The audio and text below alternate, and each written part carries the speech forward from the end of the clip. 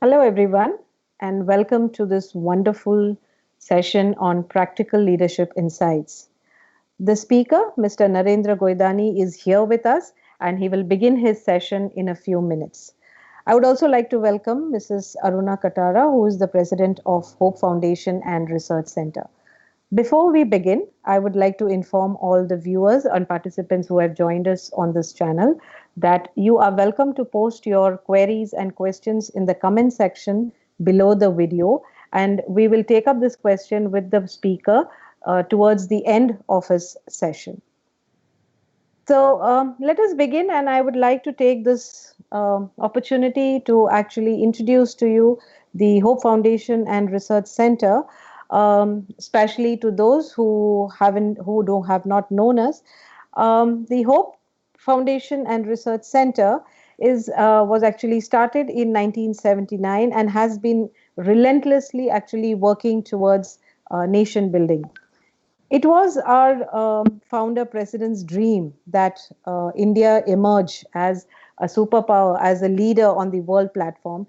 And he also firmly believed in the power of the youth of this country who can make this happen. And today, his legacy and his dream is being carried forward by his daughter, Mrs. Aruna Katara. The Hope Foundation has two engineering colleges and a research center. FAMT, that is the Finolex Academy of Management and Technology, which is located in Ratnagiri, has been transforming the socio-economic landscape of rural Ratnagiri since 1996. The International Institute of Information Technology, I2IT, which is based in Hinjawadi, Pune, is poised to become India's leading premier institute in engineering with focus on research. And so does the Prahlad P. Chhabria Research Center, which is based in Pune. It's actually a tribute is in honor of our founder president who encouraged research and development of indigenous technology for the betterment of our lifestyle. The Hope Foundation and Research Center has also instituted two very special awards in as a tribute to our founder president.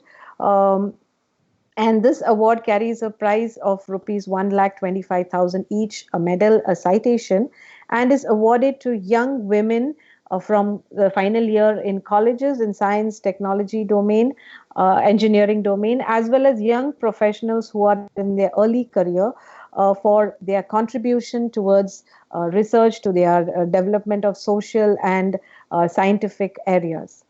The Hope Foundation also undertakes other charities like helping calamity stricken people during disasters. And very recently, the Hope Foundation has also donated money towards the Pune Police Force, honoring their dedication, commitment, and being the true Corona warriors.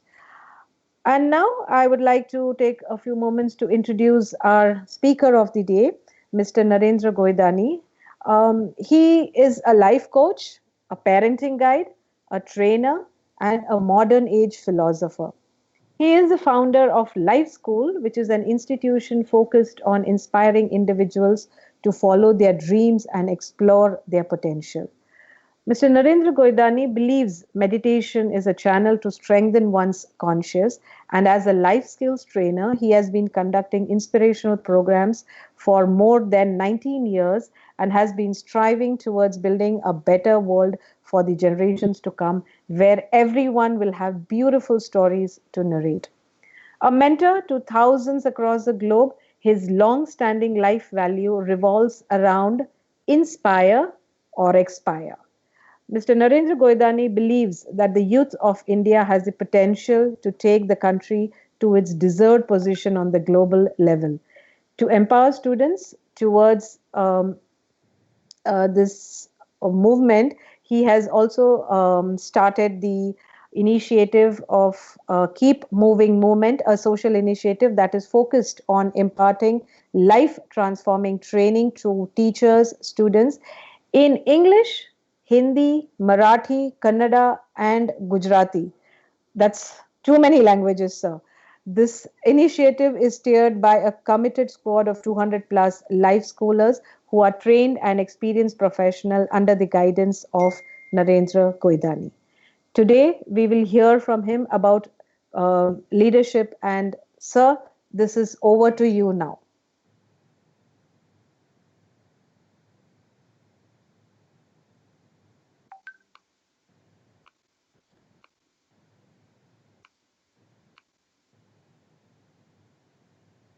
Sir, you're on mute. You need to unmute. Yeah. So thank you so much for the kind words. It is always a matter of joy to be with us at Hope Foundation. I consider Hope Foundation to be a very, very integral part of my life. And Aruna is one of those ladies who inspires me in multiple ways. Now let's jump straight to the topic. Coronavirus, COVID-19. There is no way that any one of us could have been prepared for something like this as an ordinary person or as a leader. The ramp up time was so short and in some cases almost non-existent. But then, as they say, in times of uncertainty, we are like tea bags. We don't know how strong we are unless we are put in hot water. I deeply appreciate the teachers, the faculty members, the principals, and the leadership team of Hope Foundation who have risen so beautifully to the occasion. And from all the accounts that I hear, the classes are on, innovative methods are being used, the students are engaged, and a lot of things are being done to ensure that the children don't lose this time. The teachers have shown remarkable agility in adapting themselves to the new role of teaching through technology. And I think this is only possible when somebody is driven by a very deep sense of duty and whose point of view does not just include a narrow version of my life, my role, my needs, my subject, but the point of view is so much driven by the impact that I am making, the responsibility I am carrying, and the future generation of the children that we have to adapt. So I'm very, very proud of the work that has been done in the last about 6 to 7 weeks, where teachers have brilliantly risen to the occasion. Now, I have been speaking to principal and educators across the country and a few across the border too, to find out how is it that different people are dealing with this scenario. Honestly, it has been such an incredible learning experience for me. I won't bore you with many details and many facts, but I would definitely like to share with you some extraordinary things that I have come across. There is this lady called Yasmin. She is the principal of a school, and her school has children who come from the poorest sections of the society, which means the parents are doing menial jobs, and in most cases, the parents are not educated at all. Now, Yasmin says, my children don't know how to operate Zoom. They don't even know how to operate YouTube. Forget about them going to a little complicated tools like Microsoft Teams and stuff like that.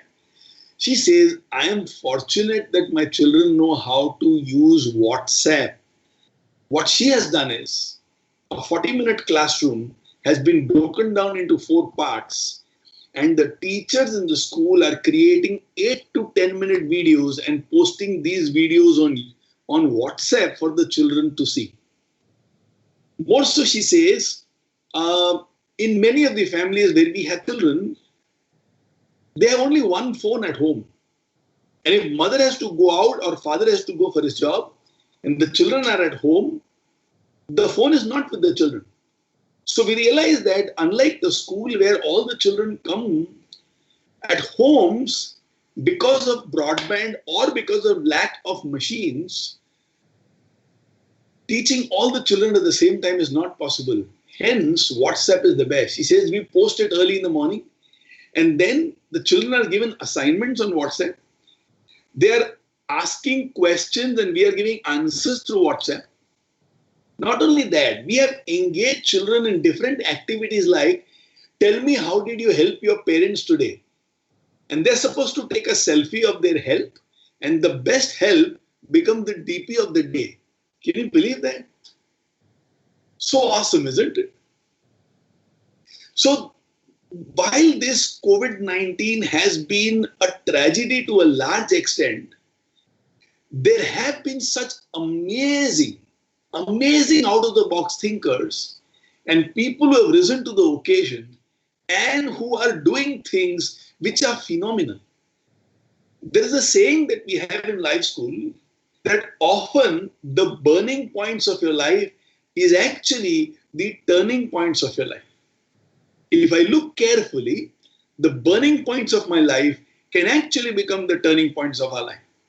Like Winston Churchill said, never waste a crisis. Never waste a crisis. Can we call this as a crisis? Coronavirus as a crisis? Well, about 35 crore children and the youth, the teenagers, right now are out of school and colleges. The concern about the students is high. When I speak to a few teachers, I was blown away by what a teacher in Nasik had to say. She said, Naren, teaching children at college is not just about subjects. Colleges are doing much more than just educating young people. We are providing a safe environment for kids to come. We are teaching kids how to interact with fellow people, fellow young people. We are teaching them about civics. We are teaching them about creating teams. We are teaching them about making some efforts to innovate. We are teaching them about how it is failures which can teach you so much things. We are having a guide for the students who in turn will be mentored in spite of their failures. We are giving them money for projects by which they can fail and yet not get negatively impacted. There are so many things that a college does today, which is not just about the subjects, but it is creating a human being in totality. And so many of these things, they can't even be planned. They just happen instinctively in the moment as the mistakes are happening. Another teacher said brilliantly well, Naren, my greatest joy of coming and teaching in an institution is my opportunity to help the weak students. Every institution, every classroom, every standard has weak students. And one of the things which the heart of the teacher longs to do is, who are those weak teachers who need a little of our love, little of our attention, little of our nudge. Through that, the satisfaction that we get is so awesome. Another teacher was saying, it's like we are trying to fly this plane as we are building the plane, or we are knitting a sweater as we are wearing the sweater. We are collaborating like crazy. And then another teacher said, families are going through very high levels of stress and anxiety this time, Naren. Parents at home are not able to create, in some instances, the right environment. There is a lot of stress, there are a lot of quarrels, there are a lot of fights, and there is enough violence. And when these children came to college to study, they were off from all that and they could focus on their life and build their future. But when they have to do the same thing at their home, it becomes a little difficult for them. And that is what we as teachers are missing a little. This brings to my mind the statement which has been made by Harvard professor Deborah Sherman. She says, college leadership during this pandemic is the greatest adaptive challenge of all time. In school, if a child does not do well in 1 year or 2 years, doesn't make too much of a difference. But in college, you're studying for 4 years. And in 4 years, you are learning everything which you're going to implement. And there, if they're not able to grasp it the right way, in the longer term, it might be able to harm you a little. Because of that, the teachers are saying, we are feeling a little concern for our young students. Their families might have been indirectly impacted because of COVID-19. Some of them would have faced some losses. In that scenario, what do we do? We have lost time. We have had a lot of challenges. It has been really hard. And it is going to be hard even when they take these children back on board. So, what do we do? How do we help? With this as the background, let me share with you about my thoughts on how we can face this situation brilliantly well and emerge out of it stupendously, fantastically. I will give you very practical insights. And I promise to you, every insight or idea that I share can be implemented by each one of us personally. Whether you are in the admin of the college, or you are a professor in the college, or you are part of the management, or you are a student, let's see how is it that we can catch on to certain anchors, and holding on to these anchors, let's see how is it that we can emerge victorious.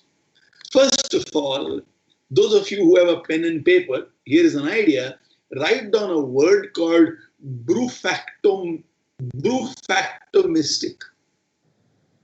Those of you who are Google pranis, it will be a good idea if you also do a research on what is this brufactomistic all about.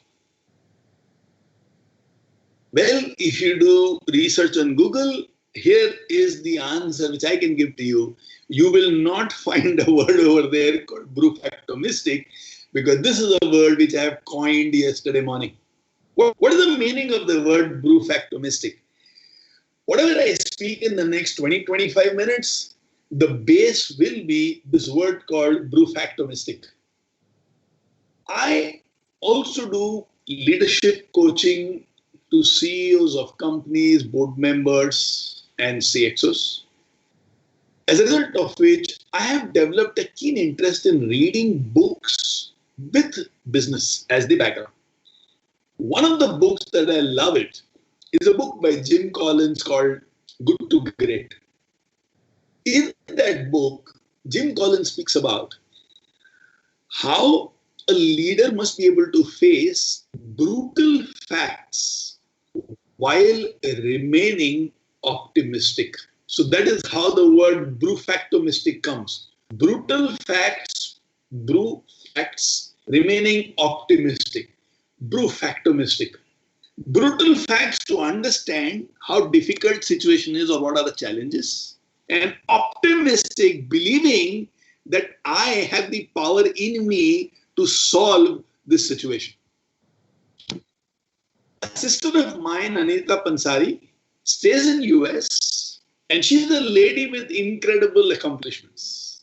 When she did her graduation, she was the gold medalist in 7 out of 8 subjects. She is a doctor now, doctorate in management. She stays in US and she conducts her classes across various colleges.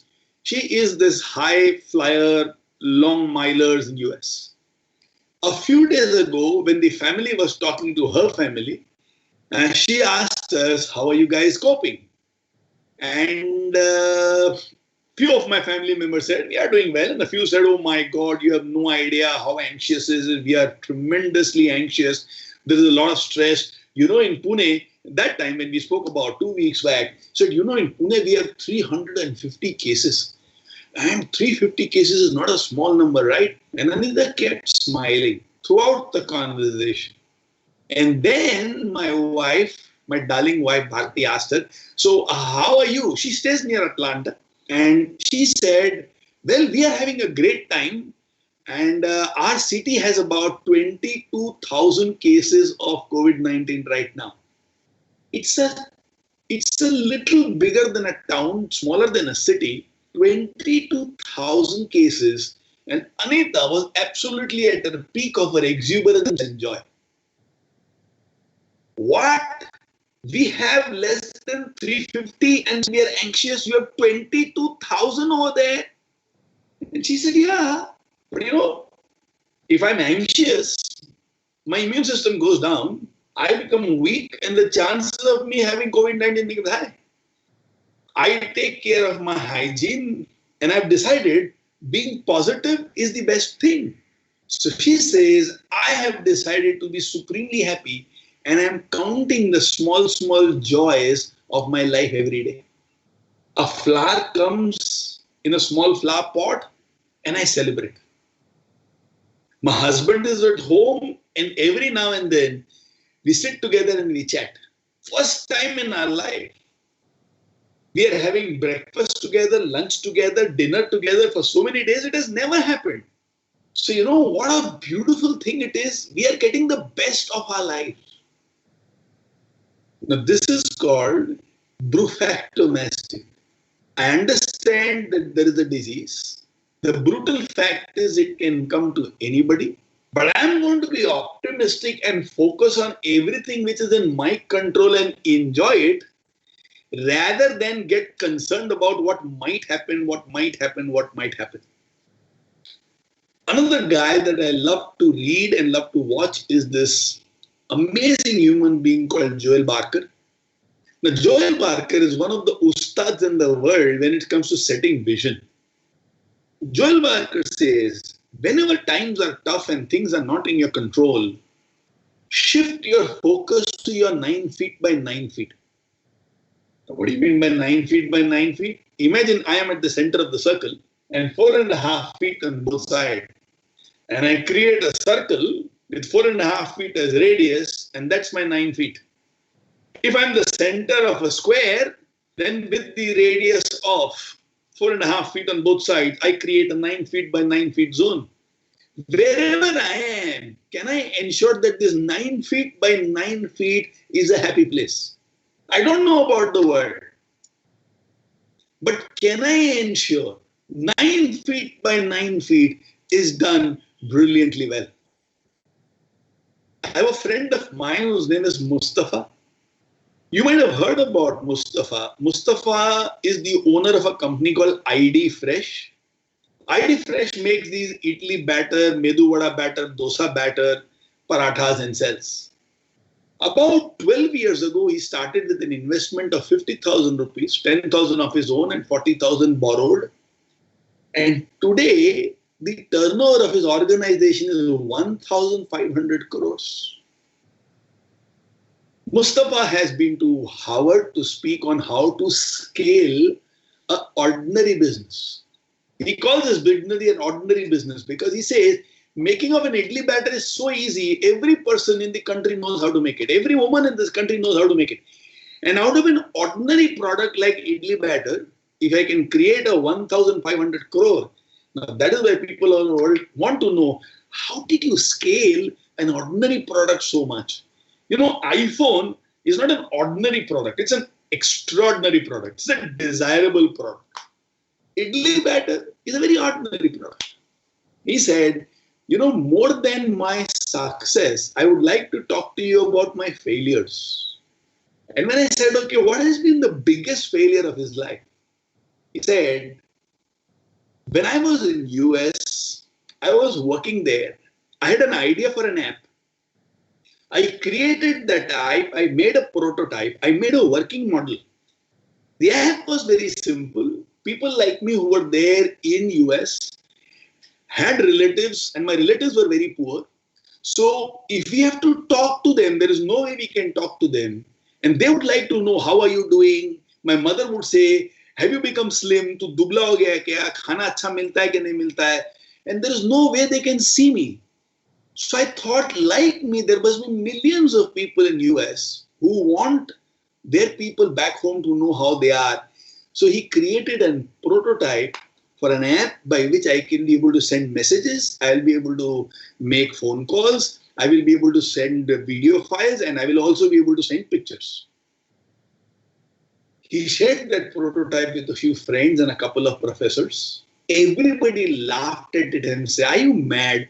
Who's going to use this? Nobody is going to use it. This is a useless product. And how will you make money out of it? You can't make money out of it. Everybody around him said it can't be done, so he gave up.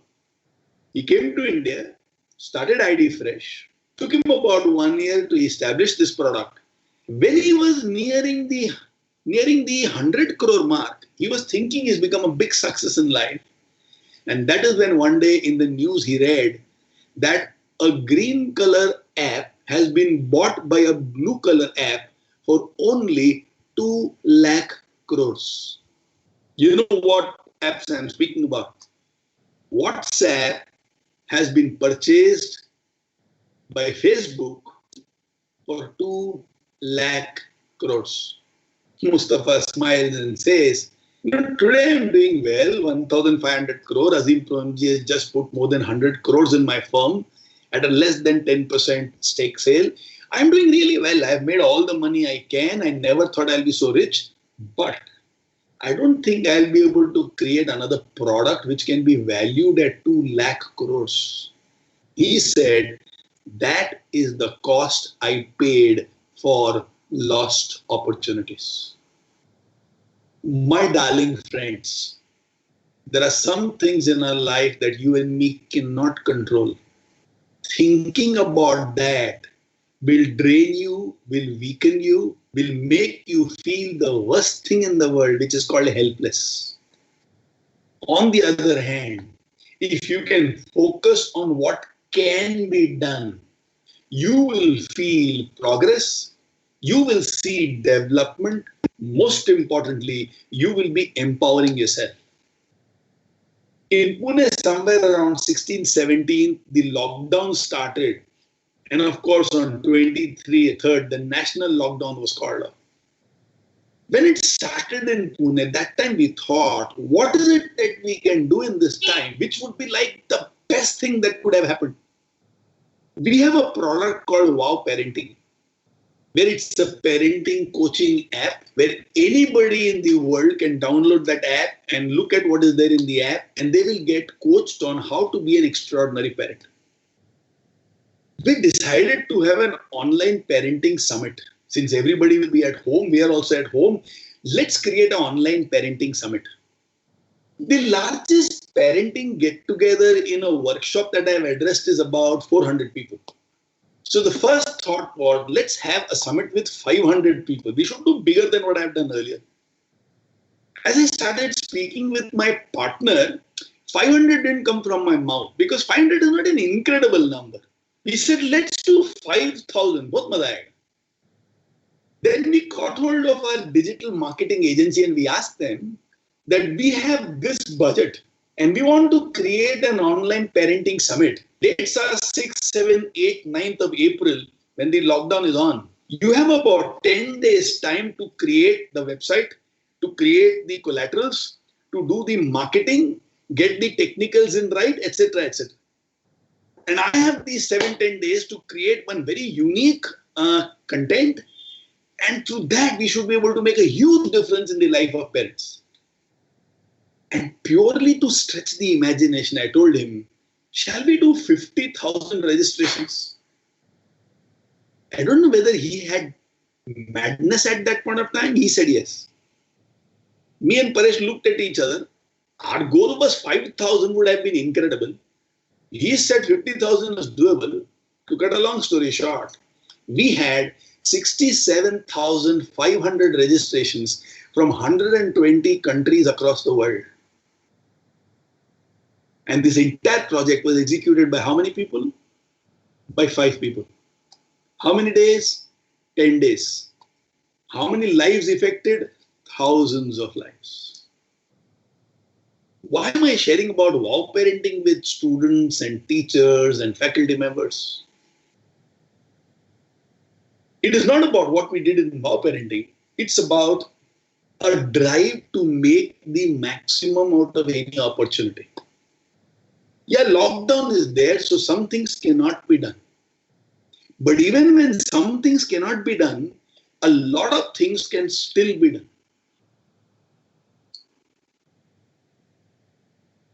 Have you heard of the US Navy SEALs? Do you know what happens in a week of training, which they have a specific week, which is called as the Hell Week? In 6 days, they are allowed to sleep for 5 hours. And in that week, they are encouraged, give up. give up, give up, give up.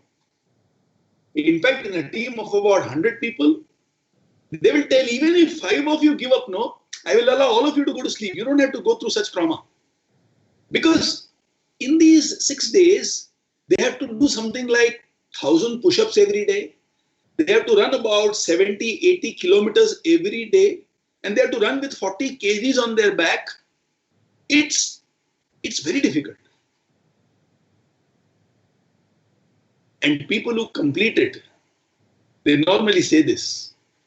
When we think that we are at our peak and we will now drop off, we will collapse. That time, I only tell my mind one thing.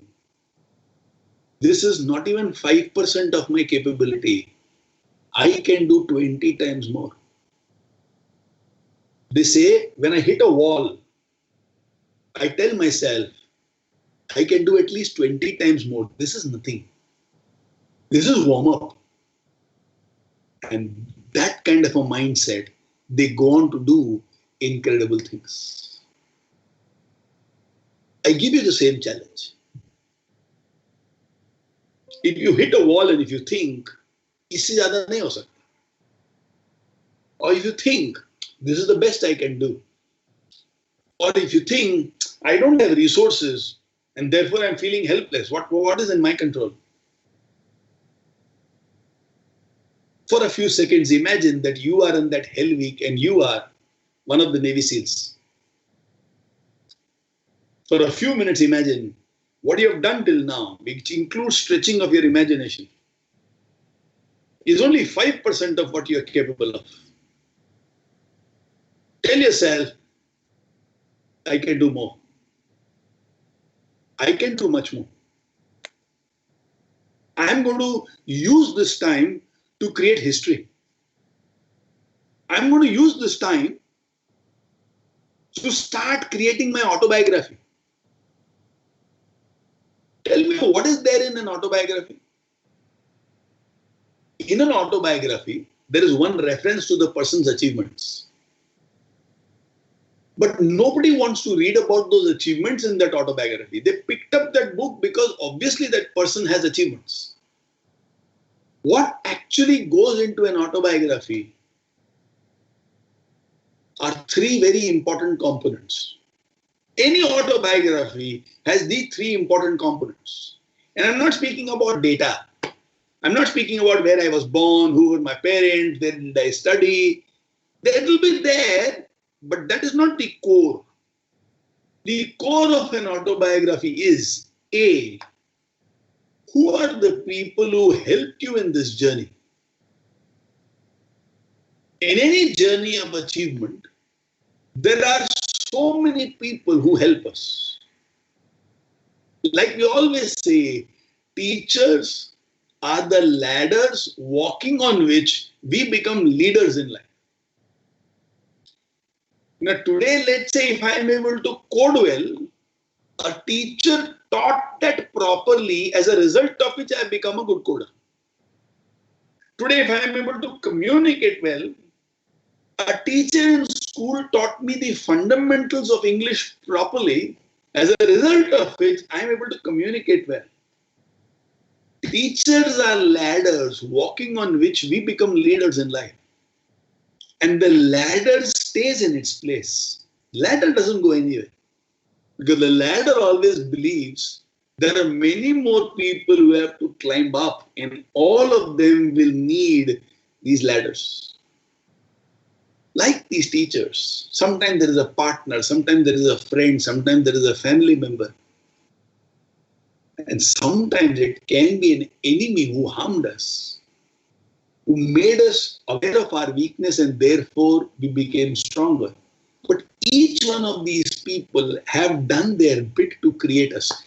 So if I read about somebody's success story, I would like to know, यार इनको help किसने किया और कितने बार किया, कैसे किया? I would like to know the role that other people played in your success. 2, the second thing which goes into an autobiography is people whom we have helped. So because I got success, with this success, now this is what I did in my life. And three, most importantly, and the reason for this reference and this discussion about autobiography is the challenges that a person overcame in the journey of their greatness. Let me give you an example. I have 10 crores, and with 10 crores, I earn 1 crore. You have just 10 lakhs. And with a seed of 10 lakhs, you earned 1 crore. Now, the net result for both you and me is one and the same. You also earned 1 crore, I also earned 1 crore. But with my base as 10 crores, the obstacles I had to overcome would be relatively less. With your base of just 10 lakhs and to earn 1 crore, 10 times the investment, the obstacles you would have overcome would have been humongous, inspirational, marvelous, exciting. What goes into an autobiography is not just the net income of 1 crore, but the obstacles somebody overcame to reach where they reached, to create the success that they created. Here is a challenge to all of us. Can we use these difficult times as opportunity to create material for our autobiography? 5 years down the line, 10 years down the line, 20 years down the line, when you are invited to the best of places in the world, imagine one of you is being given a Padma Shri. Imagine one of you is being awarded the Nobel Prize. Imagine one of you has been awarded the best professor in the country award. Something stupendous, something really classic. And there in your speech of acceptance, you have to speak about how when people were anxious or people were wasting their time, you did not waste your time, but you used that opportunity. And how brilliantly you used that opportunity to reach where you have reached in life. Can you speak about, a few years ago when COVID was there, when the whole country was in lockdown, do you know what we did? How did we? If we use this time to collect enough stories and anecdotes, instead of saying, yeah, if COVID was not there, you know what I could have done? Who wants to listen to you? Lockdown was there. Otherwise, you know what I have achieved? Who wants to listen to you? On the other hand, if you say lockdown was there, the threat of COVID was there, but you know what we did? With this sparkle of the eyes and the raising of the eyebrows, you know what we did? Won't people want to listen to you? Mustafa today has created 1,500 crores turnover company. And he says, I've earned so much money, enough for my next 7 generations. But he still carries the regret of the cost of lost opportunity. He says, this is good. But if I had followed that prototype, it is not just about money, but it's about an opportunity which I let go. His cry and his pain, his sense of regret is not about the money. It's about today we are feeding 1 million families. But WhatsApp is being used by billion people. It's huge. And I had that idea. I had the prototype, which means I had a working model. And here's a regret. Imagine a few years down the line when somebody else is speaking. You know what we did in COVID times? You know how we did some jugaad? Broadband was less, but you know how we managed? In our home, we didn't have enough machines, but you know what we did? People were suffering. So you know what we did? Imagine you use this as the raw material for your autobiography and not carry a regret the way Mustafa carries. He says cost of lost opportunities can be too big.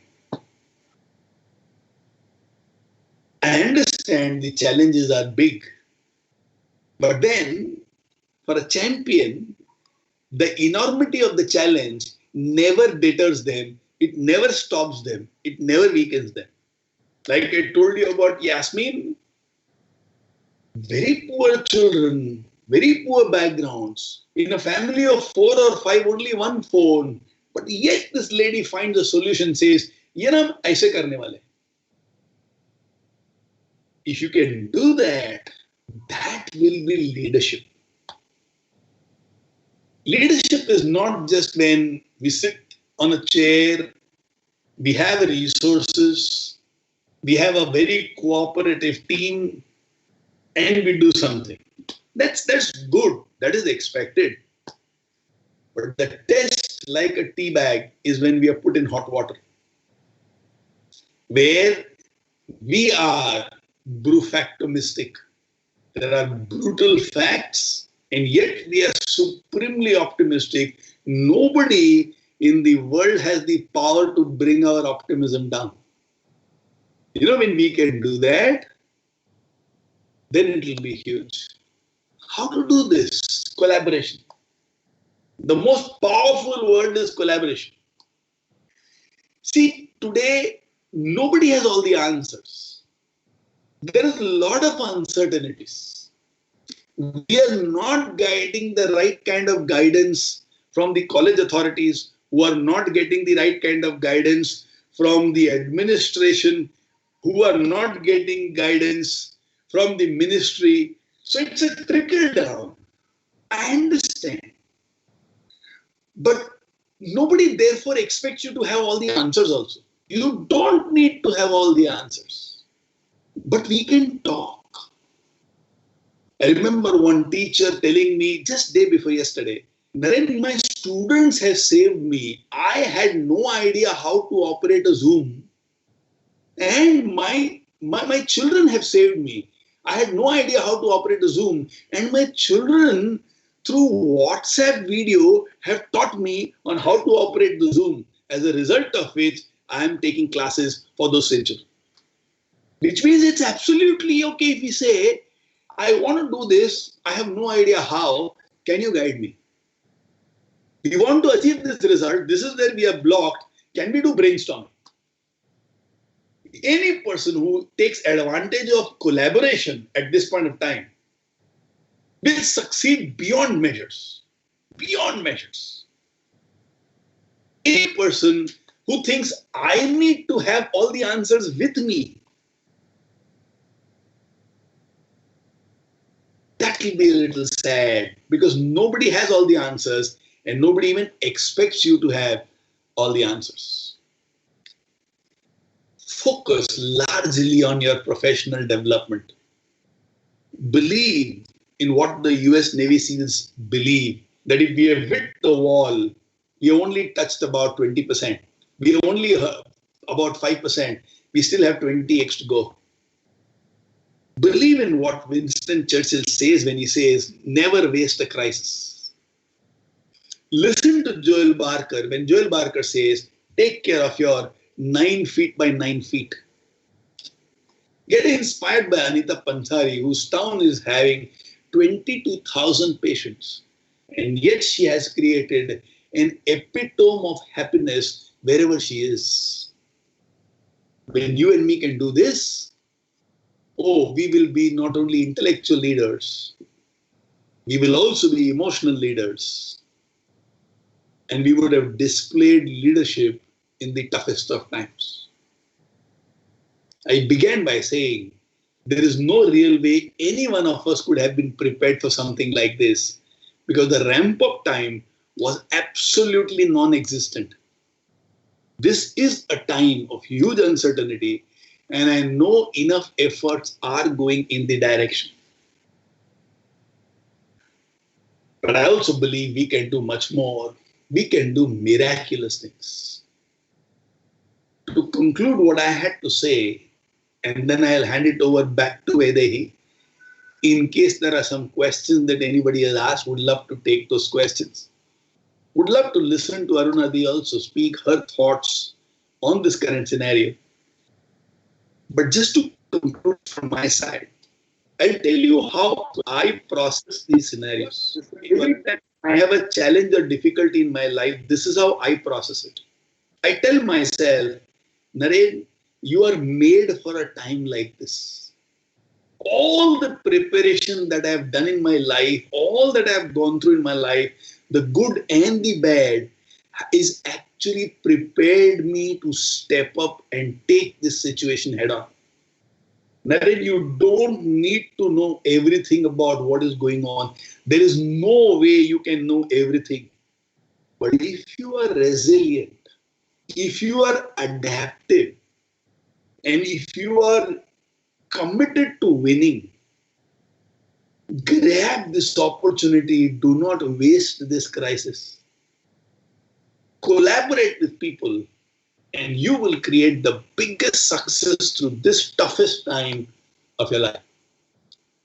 With this kind of an auto suggestion, I have faced and overcome multiple challenges in my life, and I am very confident this entire family of Hope Foundation will also create some miraculous success. We will refer to this time as the time when the great journey of our miraculous success began. When we can go through this time properly, it will create us in such powerful ways you and me cannot imagine today.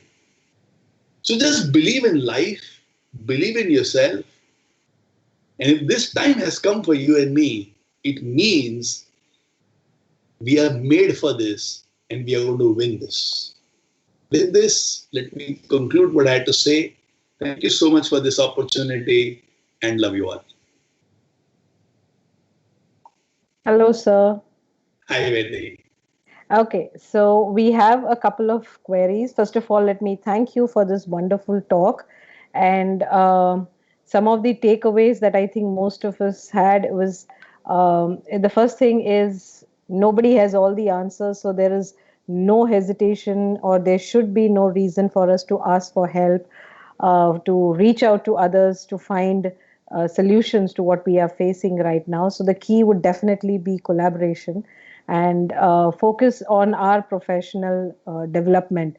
Try to ensure or try to look for avenues how we can enhance ourselves. I think that is something that all of us here who are watching this can completely agree with. So Mhm. thank you for that, sir. And the first question I think is from our own team member Ravindra Joshi, sir. He wanted to know the word again, the brew facto mystic. Ah. So the one that you created. Yes, sir. So, brutal facts and remaining optimistic. Yes. Okay. So, yes. You know, So I, so just to explain that a little, Vedi, yes, if you, sir. can you give me a minute? Sure, sir. So, what happens typically is optimism sometimes also makes people turn a blind eye to facts. Correct. The classic case, let's say a diabetic patient eats sugar. The brutal fact is they should not, but they will say, Kuch nahi hoga. I don't have enough savings. I should save, but I spend money on a brand new iPhone saying, tomorrow I'll manage. So I'm optimistic about my life, but this optimism without knowing the brutal facts can actually be dangerous sometimes. So that is why the word brutalistic. Face brutal facts and remain optimistic. Correct. Okay, so thank you for that answer. And we have a query from Shivam Singh who says that, sir, but don't you think all leaders should also have a pessimistic approach as it helps us to be prepared for the worst? If we were more realist, we might have been more prepared for the pandemic? Hmm. So pessimism normally includes this belief that things will go wrong. Optimism with brutal fact means I know what can go wrong and let me prepare for it. I think the difference in these two words is a little more about the energy levels. A pessimistic person energy level is very down.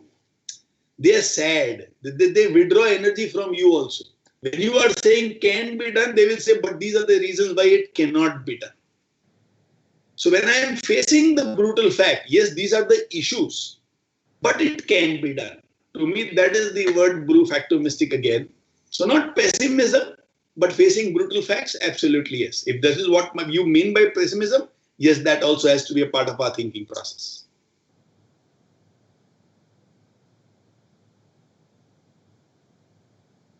Okay, and we do have a few appreciations where people have said very good examples. Of course, this was during the talk that you had. This was, and some of them have said that we've got a new perspective to look at the situations of crisis, and we have understood. That was a very nice motivational talk.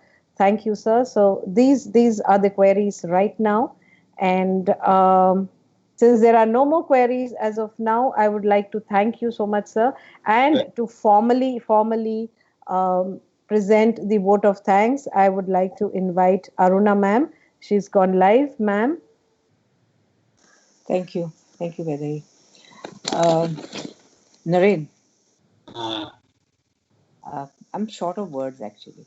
I'm still in my mind going through everything that you spoke about this morning.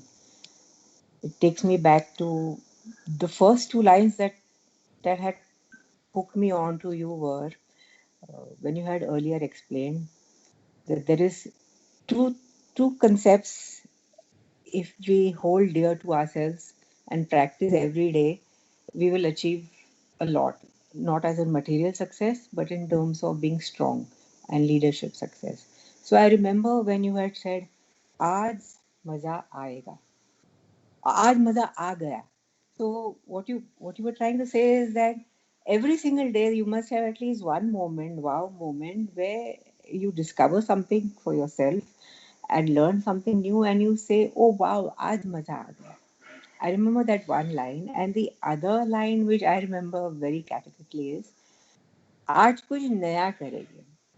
So Naren, when I look back and I think आज कुछ नया करेंगे, and I think to myself, yes, true. Every day I'm looking for something new to happen, and I can't say that something new happens every day, but on the days when something new happens, it takes me back to Naren, and when he had said and encouraged कि आज कुछ नया करेंगे, and the joy of discovering something new, learning something new. I associate these two lines very fondly with you, Naren.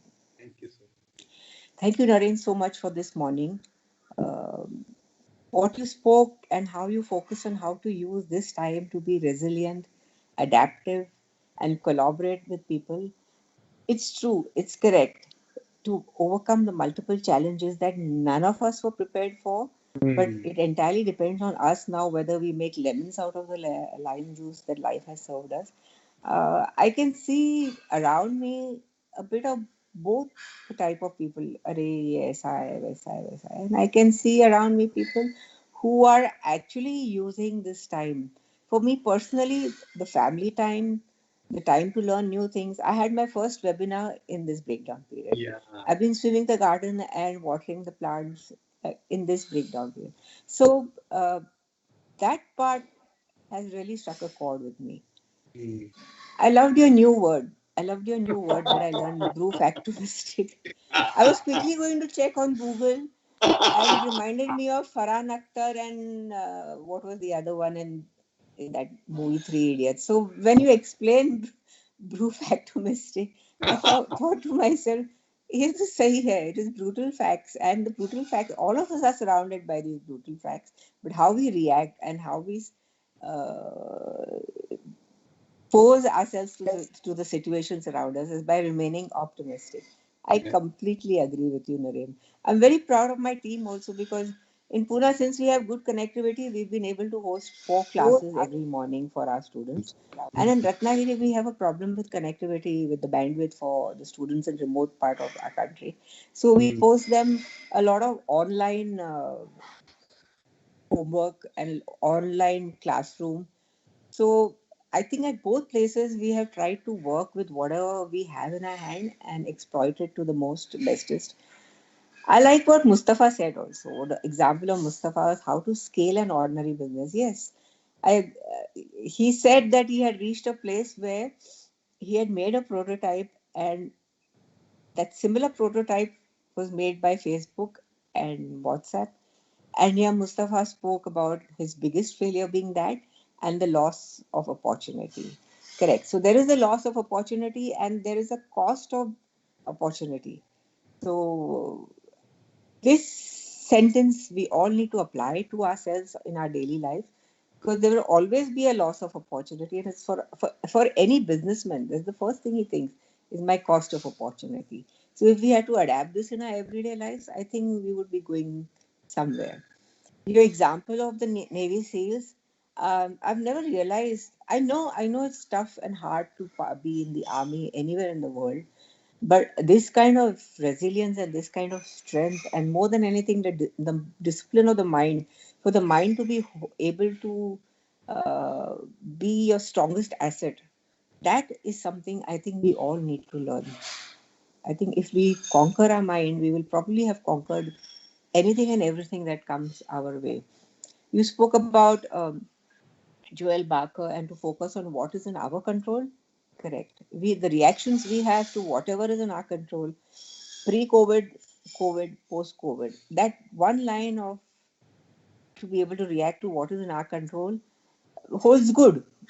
It doesn't have to be only a COVID related reaction.